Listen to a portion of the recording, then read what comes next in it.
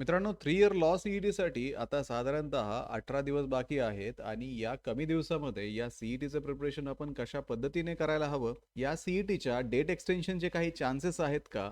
आणि आपले hall ticket कधीपर्यंत येतील, या सर्व गोष्टी आपण आजच्या या व्हिडिओमध्ये डिस्कस करणार आहोत. मित्रांनो, 3 इयरच्या विद्यार्थ्यांसाठी असणारा 20 दिवसांचा रेकॉर्डेड क्रॅश कोर्स ग्लोबल ऑनलाईनमध्ये सुरू करण्यात आलेला आहे. या क्रॅश कोर्समध्ये तुम्हाला रेकॉर्डेड लेक्चर्स अवेलेबल असतील. तसेच विद्यार्थी मित्रांनो, उर्वरित वेळेमध्ये लाईव्ह लेक्चरच्या माध्यमातून तुमची रिव्हिजन घेतली जाईल. तुम्हाला अभ्यासासाठी गरजेच्या असणाऱ्या शॉर्ट नोट्स दिल्या जातील. तसेच संपूर्ण अभ्यासक्रमाच्या नोट्स तुम्हाला इथे दिले जातील. त्यानंतर 50 पेक्षा अधिक मॉक टेस्ट, ज्याच्यामध्ये 10 फुल सिलेबस टेस्ट सुद्धा इन्क्लुडेड असतील आणि 2000 पेक्षा अधिक एमसीक्यू सुद्धा इथे दिले जाणार आहेत. तर लवकरात लवकर या बॅचला जॉईन करा आणि या कमी वेळेमध्ये या सीईटीचं कंप्लीट प्रिपरेशन करा. सगळ्यात महत्त्वाचा प्रश्न म्हणजे या सीईटीचं जे डेट एक्सटेन्शन आहे ते येणार आहे का? सीईटीची डेट एक्सटेंड होणार आहे का? तर मित्रांनो, जसं की मी आतापर्यंत तुम्हाला सांगत आलेलो आहे, त्याच दिवशी इतर युनिव्हर्सिटीजच्या एक्झाम्स येत असतील तरच आपली डेट एक्सटेंड होण्याचे काही चान्सेस आहेत. किंवा जर युनिव्हर्सिटीजने स्वतःचीच डेट एक्सटेंड केली तर सीईटी सेल कुठल्याही प्रकारचं एक्सटेन्शन देणार नाहीये. तसं पाहायला गेलं तर आत्तापर्यंत सीईटीने फायनल डेट आपल्याला द्यायला हवी होती. पण आता खूपच कमी दिवस शिल्लक आहे. त्यामुळे सीईटीच्या डेट एक्सटेन्शनची जी शक्यता आहे ती आता मावळत चाललेली आहे. त्यामुळे विद्यार्थी मित्रांनो, या 18 दिवसामध्येच सीईटीचं कंप्लीट प्रिपरेशन करून घ्या आणि 1 आणि 2 एप्रिल हेच आपलं टार्गेट ठेवा. त्यानंतर दुसरा महत्त्वाचा प्रश्न म्हणजे आपले हॉल तिकीट कधी मिळणार आहेत. तर सीईटी सेलच्या प्रिव्हियस ट्रेंडनुसार आपले जे हॉल तिकीट असतात ते परीक्षेच्या अगोदर साधारणतः 8 ते 10 दिवस आपल्याला मिळतात. त्यामुळे या महिन्याच्या शेवटच्या आठवड्यामध्ये तुम्हाला तुमचे हॉल तिकीट मिळणार आहेत आणि हे जे हॉल तिकीट मिळणार आहेत ते तुम्हाला ऑनलाईन मिळतील. त्यासाठी तुम्हाला सीईटी एक्झामिनेशन पोर्टलवरती जावं लागेल. तिथे गेल्यानंतर तुम्हाला तुमच्या रजिस्टर्ड ईमेल आयडी आणि पासवर्डने लॉग इन करावं लागेल. लॉग इन केल्यानंतर तुमच्या पुढे प्रोफाईल ओपन होईल. त्या प्रोफाईलमध्ये गेल्यानंतर इथे hall ticket or admit card get hall ticket हा ऑप्शन तुम्हाला इथे दिसतोय. तर ज्यावेळेस तुम्ही हॉल तिकीट और ॲडमिट कार्डवरती क्लिक कराल त्यावेळेस तुमचं हॉल तिकीट इथे जनरेट होईल. आता सध्या तरी हॉल तिकीटचा ऑप्शन जो आहे तो सीईटी सेलने बंदच ठेवलेला आहे. जसं CET cell hall ticket release करेल तसं हा ऑप्शन तुम्हाला एनेबल होईल आणि त्यावरती तुम्ही क्लिक करून तुमचं हॉल तिकीट डाउनलोड करू शकता आणि त्या हॉल तिकीटवरती तुमचा रिसेंट फोटो तुम्हाला पेस्ट करावा लागेल आणि तुमच्या एक्झामला घेऊन जावं लागेल. आता दुसरी गोष्ट म्हणजे काही विद्यार्थ्यांचं असं म्हणणं आहे की सर, सीईटीच्या एक्झामला गेल्यानंतर रफ वर्कसाठी आपण पेपर घेऊन जायचे का? तर सीईटीच्या एक्झाममध्ये तुम्हाला रफ वर्कसाठी सेंटरवरतीच पेपर दिले जातात. रफ पेपर दिले जातात. तुम्ही त्याच्यावरती तुमचं रफ वर्क करायचं आहे आणि ते रफ वर्क केल्यानंतर तुम्हाला परत तुमचा जो रफ पेपर आहे तो सीईटीच्या सेंटरवरतीच सबमिट करावा लागतो. तो तुम्हाला सोबत आणता येत नाही. त्यामुळे ही महत्त्वाची गोष्ट आहे. दुसरी गोष्ट, परीक्षेला जाताना तुम्हाला कुठल्याही प्रकारचे इलेक्ट्रॉनिक गॅजेट्स अलाउड नाहीयेत. कुठल्याही प्रकारचं प्रिंटेड मटेरियल तुम्ही घेऊन जाऊ शकत नाही. हॉलमध्ये तुम्हाला अशा कुठल्याही वस्तूंना अलाउ केलं जात नाही. तिथे फक्त तुम्ही तुमचा एक पेन घेऊन जाऊ शकता.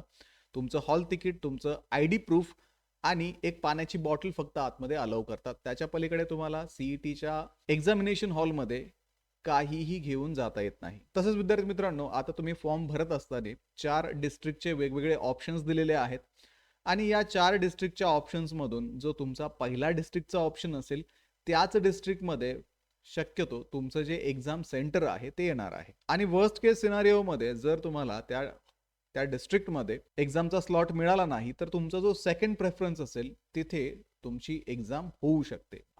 मग त्यामध्ये आपण डिस्ट्रिक्टचं फक्त नाव दिलेलं आहे. डिस्ट्रिक्टमधल्या कुठल्या तालुक्यामध्ये तुमची एक्झाम होईल हे हॉल तिकीट आल्यानंतरच समजेल. मग त्या पद्धतीने तुम्हाला जाणं येणं सुद्धा प्लॅन करावं लागेल. आता विद्यार्थी मित्रांनो, सगळ्यात महत्त्वाची गोष्ट म्हणजे या 18 दिवसामध्ये या सीईटीचं प्रिपरेशन आपण कशा पद्धतीने करायला हवं. आता विद्यार्थी मित्रांनो, 3 इयर LLB सीईटी देत असताना तुम्हाला legal aptitude, general knowledge, logical and analytical reasoning आणि इंग्लिश लँग्वेज या 4 विषयांचा अभ्यास करायचा आहे. आता मी असं अज्युम करतोय की तुम्ही या सीईटीचं प्रिपरेशन हे 2-3 महिन्यापूर्वी सुरू केलेलं आहे. ॲटलिस्ट तुमची एक रिव्हिजन इथे झालेली असणार आहे. त्यांनी आता या उरलेल्या वेळेमध्ये तुम्ही ज्या शॉर्ट नोट्स काढल्या असतील त्या शॉर्ट नोट्स फक्त रिवाइज करायच्या आहेत. कारण सिलेबस खूप मोठा आहे. तुम्ही जर डिटेल परत वाचायला घेतलं तर या 18 दिवसामध्ये तुमचा संपूर्ण सिलेबस कव्हर होणं थोडंसं डिफिकल्ट आहे. थिअरी तुम्ही वाचलेली असेल असं मी अश्युम करतो. जर तुम्ही एकदा हे रिवाइज केलेलं असेल, तर या स्टेजला तुम्हाला आता शॉर्ट नोट्स रेफर करणं गरजेचं आहे. शॉर्ट नोट्स तुम्ही मल्टिपल टाइम वाचू शकता आणि शॉर्ट नोट्समध्ये महत्त्वाचे मुद्दे तुम्ही काढले असतील, तर ते फक्त मुद्दे आता तुम्हाला रिवाइज करायचे आहेत. आणि जर आतापर्यंत तुम्ही शॉर्ट नोट्स काढल्या नसतील, तर त्यासाठी तुम्ही मग सीईटीचं एखादं बुक रेफर करा, ज्यामध्ये संपूर्ण सीईटीचा एक्झाम ओरिएंटेड सिलेबस दिलेला असेल. ते बुक तुम्ही रेफर करा, त्यामधून एकदा वाचून घ्या. जर तुम्हाला बुक सजेस्ट करायचं झालं तर ग्लोबल ऑनलाईन पब्लिकेशनचं सीईटीचं बुक Amazonवरती आणि तुमच्या जवळच्या पुस्तक विक्रेत्याकडे पण अवेलेबल आहे. ते तुम्ही परचेस करून रेफर करू शकता.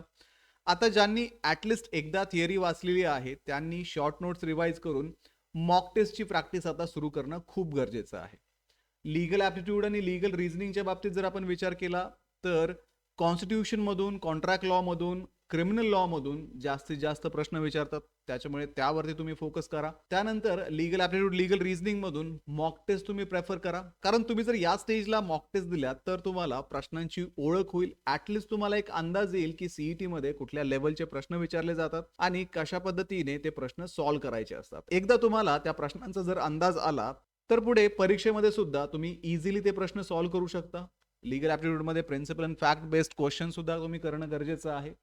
जनरल नॉलेज विथ करंट अफेअर्समध्ये जर आपण पाहिलं, तर इथे तुम्हाला आता स्टॅटिक जीके वरती जास्त फोकस करणं गरजेचं आहे.